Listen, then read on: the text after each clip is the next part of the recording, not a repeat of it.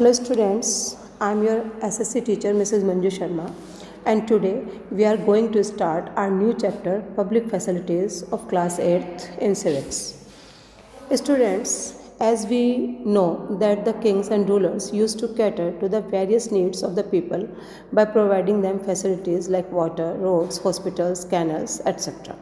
Now we will see in the modern day, government looks after the general welfare of the people, and in this chapter, special focus has been laid on the provision of water as a public amenity.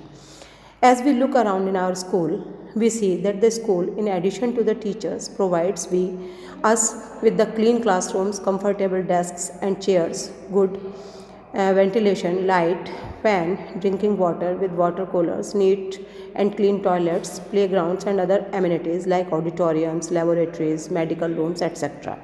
These facilities help you do your work, studies and personal growth in a better way. Similarly, human society at any level requires some basic amenities like health centers and hospitals, schools and colleges, roads, railways, water supply and sanitation system, electric supply, food distribution systems, etc. for leading a quality life. The country can develop only if such facilities are present for people to live, do their work or business and look after their families. These basic amenities are also called public facilities.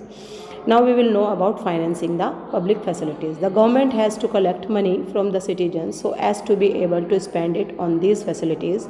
They do this in the form of various taxes, for example, income tax, sales tax, excise duties. All the money so collected is then utilized to fund the various projects for the common goods of the society, which is planned out in the form of annual budget. Now, public-private partnership. The Government of India has recently started the concept of utilizing the services of private sector enterprises for efficient management of these facilities. However, these enterprises are governed and controlled by the government policies to ensure that the costs remain minimal and the facilities are fully functional and available. Even some non-government organizations, NGOs, have started establishing and managing some public facilities where the government has not been able to provide the facilities adequately. Now we will know about the water supply. The Constitution of India, like nearly all countries, provides for the right to life, and accordingly it entails that every person has the right to get sufficient amount of water to meet his or her daily needs. How the government provides us drinking water? So we will know about the provision of drinking water. The importance of water. Water is available in different forms of all over the country. It may be from the rivers, lakes, ponds, groundwater or from sea, but all this water is not fit for human consumption. So it is the duty of government to purify the water and it supply to the all public peoples. Water supply. It is challenge for any government of a large country to provide access to drinking water across vast distance. Local sources, filtering plants, storage areas and supply systems need to be established. Now we will know about the problems in water supply. Although water seems to be available in plenty, but most of it is not directly consumable for the good health. Despite the efforts made by the government, water supply in the country is not adequate. Shortage of water supply causes the following problems of the public. Public have to get up early and form queues in wait for piped or tanker water. Some people have to carry water over large distance. People fight with each other over water. Stored water is more liable to get contaminated and again becomes unsafe for human consumption. There is a large wastage of water in the form of leakage.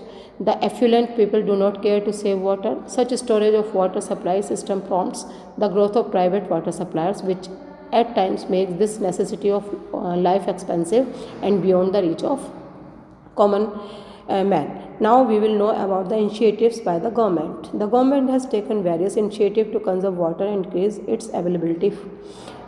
These initiatives are: first, Save Water campaigning has been initiated to make the people aware of various ways to save water. It has made mandatory for all new major buildings to have rainwater harvesting, provision of deep hand pumps in rural areas, and water recycling plants are being established in urban areas. Now, the conclusion of the chapter is that India is a developing country and a large portion of its population is near or below the poverty line. Therefore, there is always a need for good quality of public facilities for the common people to enable them to survive in a happier and healthier state. Even the government has started taking the services of private sector for running these facilities in efficient manner. So, students, now we are able to learn the public facilities and how the government provide us and why the government provide us these facilities. Goodbye, students.